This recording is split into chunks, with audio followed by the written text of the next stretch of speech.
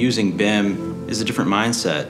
There's both a change in technology, but then also a change in process. Everything that you know in your workflow and the way that you think, what you know is right versus wrong is all challenged. Experimentation is crucial because you need to identify what works with your own firm. There is an art to BIM. For innovation and technology to work, there should be an environment and a culture that embraces change. We have to be able to try new things, but we don't want to risk people in the process. For that to really work, you need all parts and everybody to be part of it. What you sell to the staff is not really skills, but a vision. Accepting that there's gonna be a change.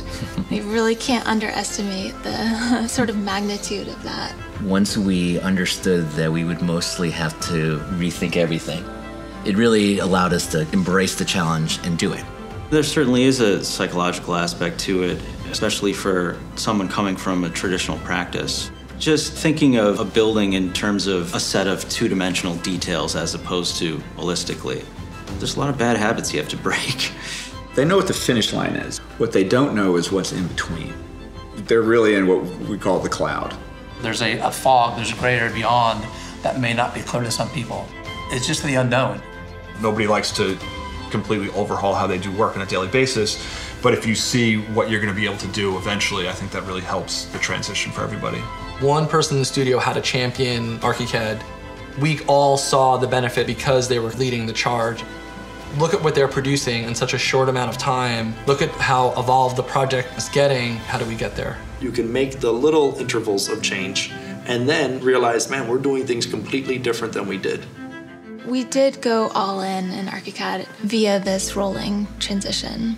And what was great about that is that we learned so much from those first few projects. We focused the training on those initial teams. They were sort of the test group and then became our local experts that could teach the rest of the teams. Mentoring is a big part of BIM. They have to give to their other teammates. So yeah, every project I'm training somebody. Working together, troubleshooting, and figuring it out. Now a second person knows that, and that person go teach that person. So it helps to get everybody excited about the program, it gets everybody excited about the change, and it helps with the transition. It really changes the way you think about collaboration. You're working on the whole building, and everyone in the team's working on the whole building. It creates a much stronger sense of ownership. You get more buy-in from everyone in the team. The challenge is to keep that morale up, to keep going through the process and learning from it and getting better at it. I'm standing there saying, keep going. It's gonna get better. I swear to God, it's gonna get better.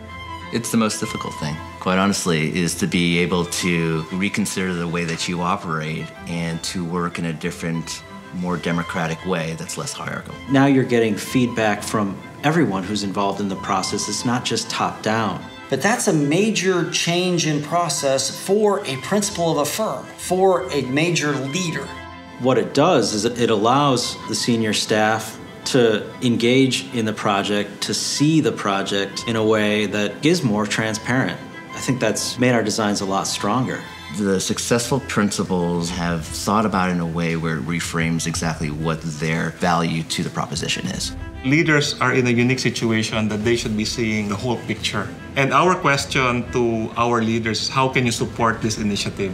This is not just a purely technical initiative. This involves you guys, everyone in the organization, to contribute. There's a commitment to that. You have to say that we're going to do this together as a firm, and we're going to have challenges and so on, but we'll overcome them. It is only as strong as the rest of the team. So if you have groups of individuals that are highly resistant, then you're going to constantly be trying to get over that hurdle. Tell them straight up, we're making a change to ArchiCAD. Are you with us? And they've, to a person, embraced that. If you cannot help us move forward, just don't pull us backward. Just go with the flow, and in time we will prove to you that this works. And that's how we implemented BIM, one bite at a time, to allow us to get success, to allow people to feel that there's a track record, to allow people to feel comfortable, to get other people to buy in. And then we have a global process. The change isn't a one and done, and the notion of continual change, continual adjustment, that is what keeps the whole team together. Yeah. It's fun to work in 3D. It's fun to work holistically on the entire building at once. And it's exciting. I don't know a user that doesn't benefit from BIM. 6 months of work we can do in 2 days. That's what happened to us.